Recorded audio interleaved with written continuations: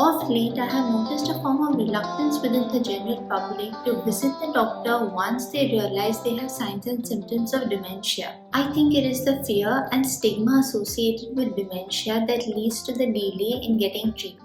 Alzheimer's disease has been named as the epidemic of the 21st century for a reason. This is an extremely important topic, and I know of so many near and dear ones who have been affected by the same. Hence, I decided to clear some facts related to this topic today. My goal in this series of videos on holistic health is to help you understand the difference between age-related memory loss and Alzheimer's disease, and what to do if you or your loved one has those signs and symptoms of Alzheimer's disease. By the end of this series, I will debunk certain myths associated with dementia and Alzheimer's disease. You will be able to identify the 10 warning signs of Alzheimer's. You will understand what is involved in getting a diagnosis, and you will be able to identify the risks of Alzheimer's, including its connections to other conditions and diseases. Hello and welcome back to the Doctor Academy.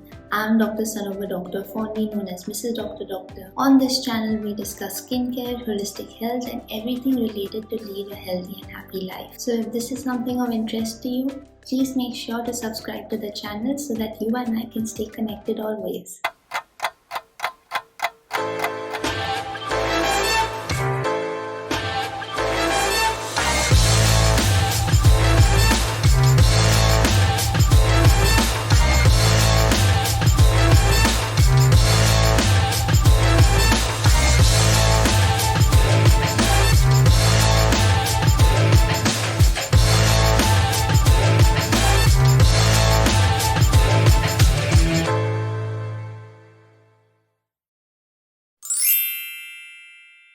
Now first I want you to take a little quiz so that you can assess your understanding on this topic yourself. In case you're not sure what do I mean every time I use the term dementia, this is the simple explanation. Dementia is nothing but a general term that involves the loss of memory, language, problem-solving capabilities, and other thinking abilities which we're all blessed with, that is severe enough to interfere with our daily life. And Alzheimer's disease is the most common cause of dementia. So dementia is basically the symptom, and this symptom can be a manifestation of many other diseases. And Alzheimer's is the disease which is the most common cause of dementia. I hope this helps make it simpler and easier to understand. I will elaborate on this even further, but for now I just wanted you to understand the basics and what do I mean when I refer to the terms dementia and Alzheimer's disease. Now since this is taken care of, I want you to take this quick little quiz which will take nothing more than 30 seconds right now. It's just true or false. Alright, question number 1. Having a little touch of dementia is a normal part of aging process. Is it true or false? If you have memory loss, that means you have Alzheimer's disease or dementia. True or false? If Alzheimer's disease runs in your family, genetic testing will tell you whether you or your loved ones will suffer from Alzheimer's disease as well. True or false? There is no point in getting treated because dementia is not curable or treatable. It will just upset my family and myself, so there is no reason to do it. True or false? You don't need a complete set of diagnostic tests to know whether you have Alzheimer's disease. You can just try a medication for memory loss. If it works, you will know. Is this statement true or false? Alrighty. This wasn't a competition, but it was just something to get you to start thinking. I'll share the answers towards the end of the video, but I'm sure you will get the answers if you haven't already once you go through the entire video. So let's start by debunking some common misconceptions and myths and understand the difference between normal aging and Alzheimer's. Myth number 1, having a little touch of dementia or memory loss is a normal part of aging. I've heard so many aunties tell me very sweetly that I keep forgetting of late, I'm getting old. Now the reality is our brains age like the rest of our body, and our abilities naturally change with age as well.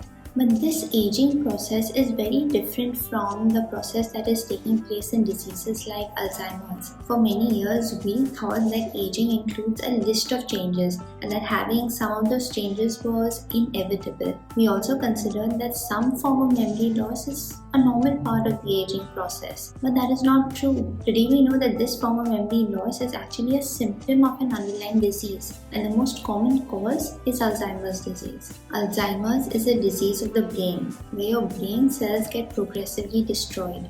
This then leads to problems with memory, thinking, and even behavior. Now, in the early stages of Alzheimer's disease, the person can just have some memory lapses, lack of judgment, and subtle changes in personality. But as the disorder progresses, newer areas of the brain start getting affected, and this way memory and language problems can worsen, so can movement, perception.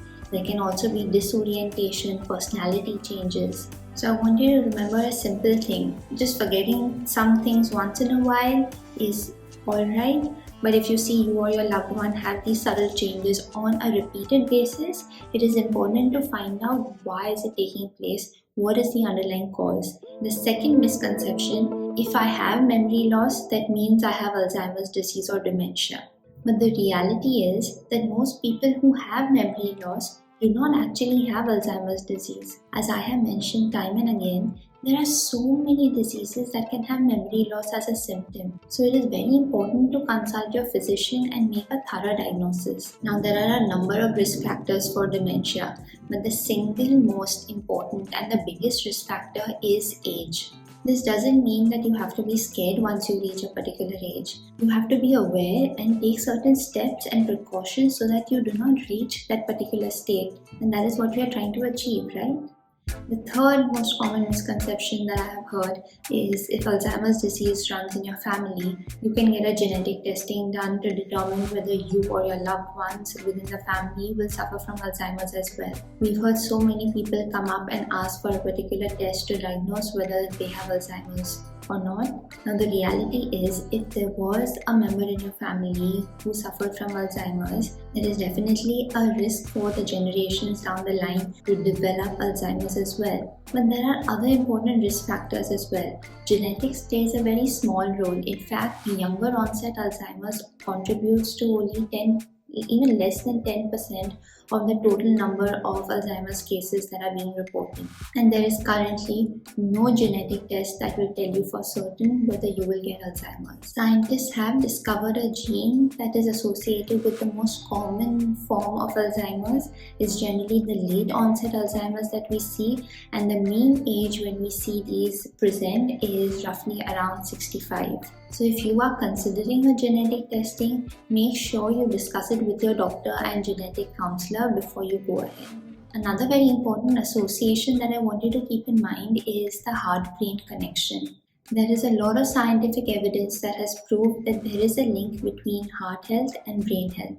Now, your brain is nourished by one of the richest networks of blood vessels, and the risk of developing Alzheimer's or vascular dementia appears to be increased by conditions that can damage the heart or the blood vessels. These include high blood pressure, heart disease, stroke, diabetes, and high cholesterol. That is why I always emphasize on working with your doctor to monitor heart health and treating any problem right from the very beginning. Myth number 4, which is in fact the most common misconception that I have heard, is that there is no point in getting diagnosed whether you have dementia or Alzheimer's. In fact, it will just upset my family and me, so there is no point in doing it.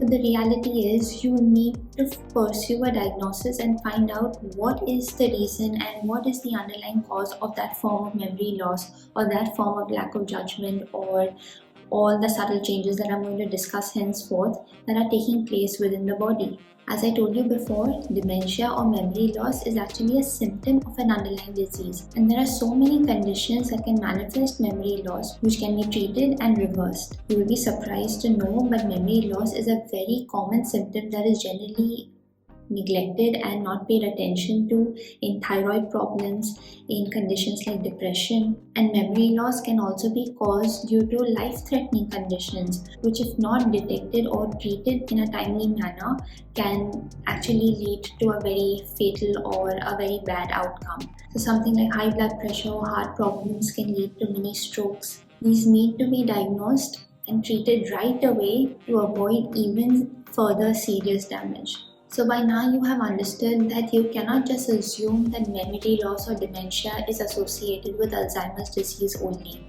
Your doctor will most certainly be able to tell you what the underlying cause is, because there is no particular test that can prove that a person has Alzheimer's disease. It is actually a set and series of tests that has to be done, but there are some early warning signs which I will discuss in the next video to let you identify the early changes and the warning signs of Alzheimer's disease. Alrighty, I hope you found this video helpful, but before I leave you today, I will go through the quiz again that we took earlier and discuss it, but I'm sure you already know the answers by now. Is having a little touch of dementia or memory loss part of the aging process? No. As we age, many of our capabilities will slightly diminish as we tend to age, but having a harder time remembering things is very different from the kind of memory loss or dementia that we see in Alzheimer's disease. The second question was, if you have memory loss, does it mean you have Alzheimer's disease or dementia? Again, the answer is no. What this means is that you have a symptom and you need to visit your physician or your doctor and get thoroughly assessed to make a complete diagnosis. Please do not self-diagnose or make assumptions. Number 3, if Alzheimer's runs in your family, getting a genetic test will tell you whether you will suffer from Alzheimer's as well. As you know by now, this is not true. Having a parent or sibling with Alzheimer's definitely increases your risk as well, but genetics actually plays a very minor role to play, and it is not the only risk factor.